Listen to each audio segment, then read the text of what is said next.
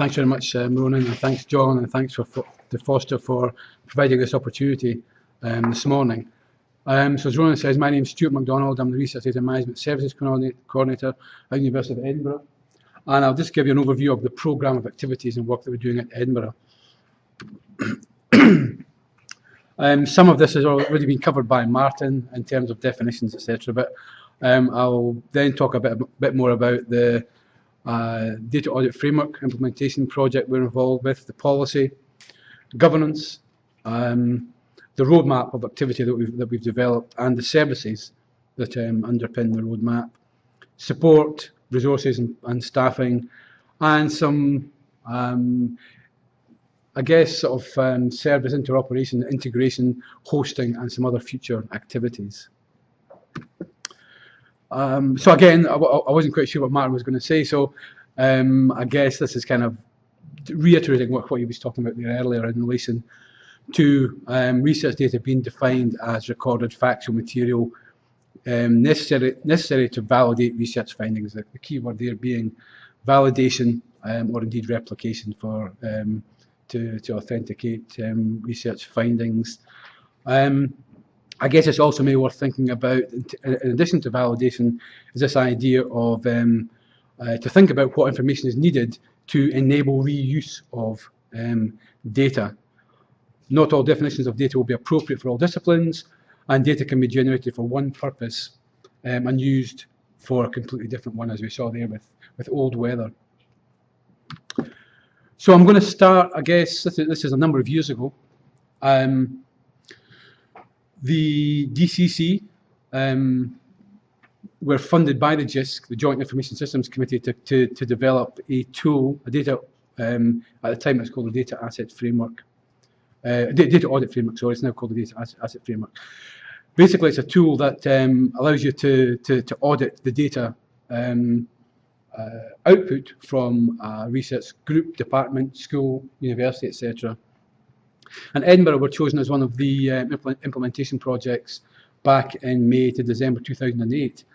And there were a number of outcomes from that small project back then, one of which was to develop a policy. The other one was to develop a suite of support and services cross-divisional, institutional, within the institution in terms of collaborative endeavours. So that's what I'm really going to be focusing on this talk this morning. And this tool, this audit tool, is available for anyone to use on the DCC's website.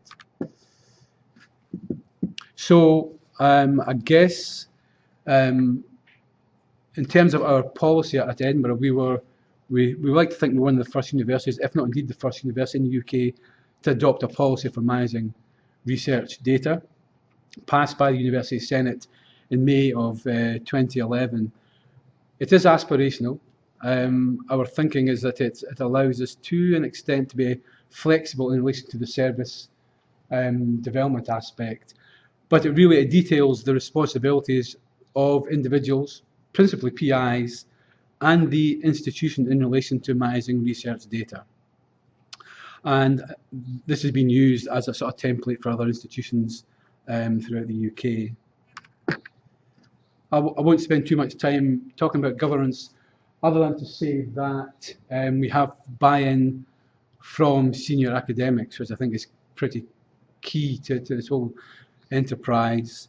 But basically, we have a steering committee and an implementation committee, top-down, bottom-up. I guess the key element there is in relation to iterating with researchers to ensure that services meet their needs without harming researcher competitiveness. So that's something which is key to this whole endeavour. In relation to implementing the policy itself, we came up with this roadmap. The end date of May 2015 is by no coincidence the compliance date for one of the UK funders, the EPSRC, the Engineering and Physical Sciences Research Council, which I'll talk a bit more about in a second. But so we have these 3 phases of activity. broken down into data management support, which is a sort of the overall umbrella elements in terms of training and awareness raising. Data management planning, active data infrastructure, and data stewardship. So I'm going to talk about the services that we're building or are in the process of building in relation to these components. And you can see again, they go through, as Martin was talking about, this life cycle approach. There is this before, during, after research type flow to the service development. These are the services that are in development or actually have been developed at Edinburgh. We have a data repository, an open access data repository. We're developing an archive, a data asset register. We have customized DMP online. We have our active data infrastructure here, and we have support elements here. We have synchronization tools and online training, etc. So I'll talk a bit more about these over the next coming minutes. In relation to research data management planning, again, Martin articulated very clearly what that process actually was. We have used DCC's DMP Online Toolkit, which is free for everyone to use and customize. We've customized it for all of the UK funder templates, so that researchers can walk through the actual process for a particular funder. We have institutional guidance, basically detailing infrastructure, storage, services, support, etc. So that's boilerplate text that researchers can take and plug into the funder template of their choice. And we have a local or non-funder template as well for those who are not receiving funding council monies. And we sit down with researchers, sort of consultancy, face-to-face consultancy with researchers in relation to those who are submitting research proposals. Generally speaking, it is very last minute in terms of it being they want to submit it at 2 o'clock and they've just phoned you up at 12:30. So, but I guess that's the nature of this particular beast. So, in terms of the services that we are developing here, data store. This is for the active data that's been currently used as part of the research process.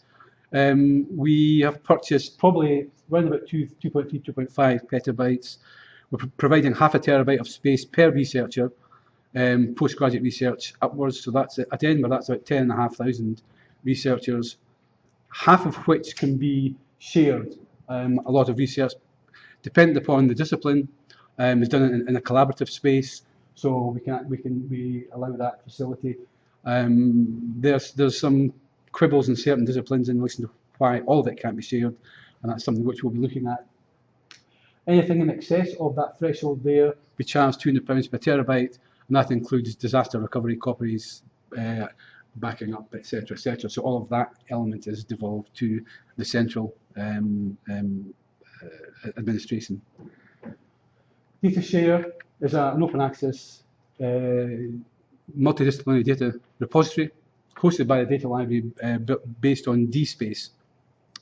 And basically, as it says there on the slide there, it assists researchers who want to share their data, get credit for data publication and preserve their data for long term by issuing things such as DOIs, digital object identifiers, for persistence. There's licenses, Creative Commons and Open Data Commons licenses, and also citations, etc. And this also helps to fulfil the requirements of the RDM policy at Edinburgh. I'll move now on to two services that are at various stages of development, one of which is a catalogue of the data assets that have been generated by the researchers at Edinburgh. We're calling it the Data Asset Register. We're using Pure as the vehicle, and as John mentioned earlier, Pure is an Elsevier product. So we are we're switching off the facility to upload data into Pure. It's just purely being used as the catalogue because we have an open access repository into which we can put our data. It's hopefully will be launched in the next sort of few days or so, I guess. And we choose Pure because it's a current research information system, and the researchers are involved, or the research administrators are involved in data entry and various other aspects, so they're fairly familiar with this particular service. And it complies with the EPSRC Expectation 5 and university policy as well. The second service that's in development is a long-term data archive, and this is something which we've been thinking about for a number of months now, because the back-end storage, the archival storage options, there are a number of them, cloud-based solutions or otherwise. We are not necessarily too concerned about how that manifests itself. We're more interested in the front-end application that articulates details such as authorization, authentication, retention, schedules, deletion, file structures, file transfer, integration, encryption, etc. So we've received a small pot of money from the JISC through the Research Data Spring funding call to develop this front-end element in conjunction with our partners at Manchester. So the project is basically, it's phase one, the small amount of money that we've got. We've also put in some of our own monies into the project. It's basically just, as one would expect, identifying use cases, developing workflows, examining the capabilities of archival storage solutions to see that the front-end application can be bolted onto these solutions, and then also develop this idea of developing a proof of concept, and then we will then be in a position to prepare for the second round of funding at the end of June of this year. I guess one of the key elements to such an exercise in relation to service development is ensuring or trying to reduce this idea of duplication of effort. So this idea of trying to have our systems that are going to interoperate and integrate together, so that there's minimal entry of data, metadata, etc. So that's something which we're cognizant of, and we're as we develop our services, trying to sort of to attend to that aspect there. In terms of research data management support, we work extensively with the research administrators, the layer between research and I guess IT to a certain extent, and they've been sort of trained in relation to RDM. We have 14 academic support librarians who represent the 22 schools at Edinburgh. They've been trained in relation to RDM, work with IT staff in each school. The research office, ERI, Edinburgh Research and Innovation, have also been briefed on the RDM programme.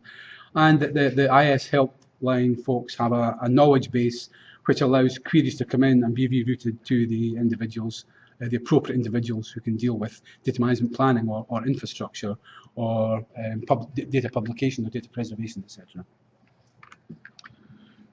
Awareness raising, we have a member of staff who goes out to all of the schools, the research institutes, the research departments, the research centres, and this can be this is an ongoing activity that's being and this is a full-time role to actually engage with the researchers within their workplace. There are 3 means through which we disseminate our progress and activities: a website, a blog, and a wiki. We are also involved quite extensively in training. We developed at the Data Library an online tool called Mantra, and it's fairly well known. There are 8 1-hour modules which map onto the research data lifecycle. This is free to use, and it's basically, it's as I say, they're 1 hour. They're fairly intuitive. They have quizzes. They have interactive elements, and as I say, it's free to use. There's also some data handling exercises in 4 analytical environments: R, SPSS for quantitative, NVivo for qualitative, and ArcGIS for the geospatial. And the idea behind these were to bridge the gap between analysis and data management, this idea of managing data within an analytical environment. So that's free to use for anyone. The objects, the units themselves are exportable in a shared content object relational model format, which means you can take that into a VLE, etc., and customize it for your own institutional use. Excuse me. We also run a number of formal RDM training and more informal and bespoke trainings, seminars, drop-in sessions. Examples being to help creating a data management plan for a grant application, handling data using a statistical analysis package, sort of more general overview, managing your research data, why it's important and what you should do. And also this one, which is just being piloted in the next couple of weeks, is publishing and sharing sensitive data. We've had a lot of inquiries about working with sensitive data, and that's something which we hope to attend to over the next few months or so. And these courses are reviewed on a 6-monthly basis. So getting to, I guess, nuts and bolts. The exercise was funded to the tune of £1.2 million, which I think is probably 1.5 million euros. 3/4 of which was on storage and infrastructure. As I mentioned, they're 2.5 petabytes. And we have about 1/4 on staffing, recurrent for 3 years. A couple of the services, Mantra and DataShare, were funded originally by JISC and been adopted into the service portfolio. There's an interesting survey by the DCC, which was conducted a year ago, and basically there's a link to it there, but basically they talked about 90% of institutions, that's Russell Group institutions, that's the 22 or so research-intensive universities in the UK, have been using internal funding for new appointments in RDM and for training. It also talks about the average FTE for Russell Group institutions being about 4.7. At Edinburgh, we have 5.5 FTEs currently that are working specifically on the RDM programme. As I mentioned earlier, the academic support librarians, their roles have been restructured to incorporate research data management, particularly DMP, data management planning support, into their role. But what's quite interesting about that survey is that there's an expectation, or whether that's the correct word or not, from the survey that the FTE will double in the next year in Russell Group institutions. So that's something which is quite an interesting headline grabber. So in terms of service interoperations, we're working with a electronic lab notebook spin-off company called Research Space, RSpace, and we're looking at, and we have already set up the infrastructure whereby research data that's being generated and captured in electronic lab notebooks is piped straight into service solutions such as DataShare and Data Store, and hopefully the Data Vault when it comes on board. We have a parallel computing cluster called ECDF, and basically there's a high performance computing facility which basically allows us to take data from the active data infrastructure, do the high performance computing, and bring the data back into the active data infrastructure with a view to, again, at some stage, pipe that off into an archive. The University of Edinburgh also hosts a number of DSpace publications repositories for the Scottish Digital Library Consortium, which is members of the I guess it's the HEIs in higher education institutions in Scotland. And there's been some requests for the DSpace instances to be customized to include or to accommodate research data. And there's also further down the line in terms of the Vault and in terms of Data Store permitting access to these services for external institutions, authorization and authentication permitting, and the ensuring that IPR and other legal aspects are suitably covered in any sort of service level agreements. And future activity, we're about to launch this facility called DataSync, which is one of the services that have been requested as a secure Dropbox type facility. So we've developed this tool called DataSync, which basically, in addition to synchronizing your mobile phone, your tablet, your desktop machine, etc., so that you can gain access to golden copy data, you can also provide access to collaborators, external collaborators through this facility here, so they can actually gain access to the golden copy data as well, take it away, do some work with it, and put it back into the infrastructure.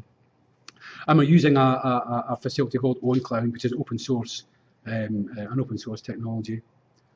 That should be data store, not data store. I mentioned earlier about this idea of sharing data, that you can share up to half of your allocation.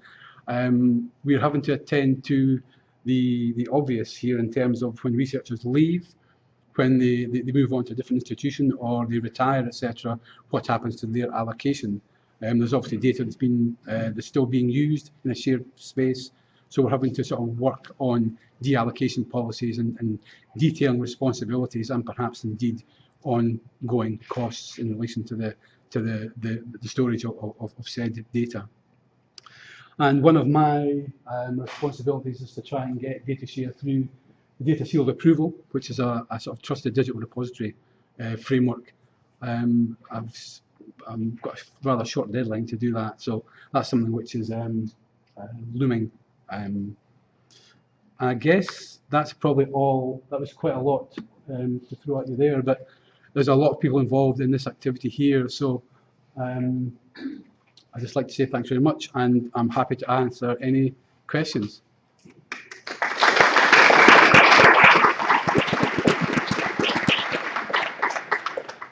Thank you very much, Stuart. That was a great insight into what you're doing in Edinburgh. I suppose you're kind of blazing a trail in many ways for others to follow. Because Stuart won't be here for the afternoon, we will take a couple of questions, I think, at this stage. Julia? Thanks so much for that. I was wondering, when you said that you work with your academic support librarians, what exactly do they do and what is their role? Right, I mean, I'm on secondment from DINA and the Data Library, which are divisions within IS. We developed a toolkit, a liaison librarian RDM toolkit, which is to upskill librarians in relation to research data management, and it's freely available from the Mantra website. So basically, we conducted 5 sessions with all of the academic support librarians through the various modules of that particular toolkit. So whilst they have an overview of RDM in relation to the life cycle, etc., their main role will be dealing with data management planning queries relating to the discipline, i.e. the funding body that represents that discipline. So that's really their main role, is dealing with that aspect. Any other question? Yep. Yeah, that was very interesting question. How do you see funding in the long term for data vaults? You know, you can understand data storage during the life of a project. It's easy, well, relatively easy to get funding for that. But how would you see data vaulting in the long term in funding, or is that something you consider? I mean, yeah, I guess that's the perennial question, isn't it? I mean, some of the roles, as it's mentioned there, are incorporated into existing roles, you know. But in terms of funding for infrastructure, there's a central pot of money which is earmarked for the development of infrastructure at Edinburgh. So I guess that's how we would proceed in that regard, you know. And there's a a heritage or a history in Edinburgh in terms of IT infrastructure, developing and receiving external funds to develop large-scale computing facilities. And in some of those instances, some of the RDM activity has been incorporated into those facilities, you know. So I guess, so I couldn't really answer that question in full. I guess there's a certain amount of agility that's required there. And I guess it will differ from institution to institution as to how they manage that. So I know that, for example, in some of the large-scale computing facilities that we have, they're funded by the funding agencies for specific periods of time. And whether that becomes a model in the UK over coming years, I couldn't really say, but I'd imagine that might well be how it is funded, you know. So there are, in the UK, there are archives specific to certain funding agencies and others don't, you know. So again, there's maybe motions in that regard for those who don't to maybe start to develop or to fund that type of archive or storage. You know. Can I ask about distributed projects? If Edinburgh wins something in Horizon 2020 with 5 other universities, is it at the DMP stage that you decide who would be the lead platformer of the data? And in those cases, do you keep a right to have a local copy? How do you manage to? Again, that's something which we haven't had a lot of experience with, to be honest.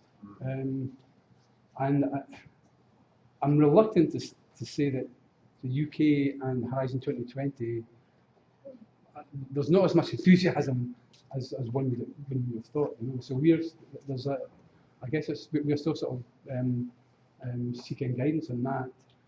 Our understanding is that, you know, that there'll be some sort of memorandum of understanding between the collaborating partners, and I think at that level there is some sort of articulation as to which institution we take the responsibilities for infrastructural storage, networking, etc. So the Elsevier, the pure catalog could actually function as a unifier of your output or part outputs, even if they were on somebody else's repository. The pure could be a solution to bring together the things that you have outputted as part of a consortium or exclusively in your institution. Yes. So, because it's a catalogue, you know, it's not actually, exactly. Yeah, it's not pointing, it points to the data, but doesn't ingest the data. Yeah. Okay, we're going to have to leave it there, I think. David, do you want one quick question? Yeah. I'm really intrigued by your use of OneCloud, the open source software for data syncing. It's something that I've spoken about before to various people at our institute as a possibility. Once you're finished developing that, is that something that makes available for others to use? It's an open source platform, open source. That's a good question, actually. I mean, I can't see any reasons why not, but I would maybe have to speak to IT infrastructure and listen to, because at the moment it's being launched, but there's teething issues. There's it's not as intuitive as we would like. So I guess if we were going to go down that road, we want to make sure that it was fit for purpose. But yeah, I can find out about that. Yeah. Okay, thank you very much, Stuart. It's fantastic. In fact, David is our next speaker. So,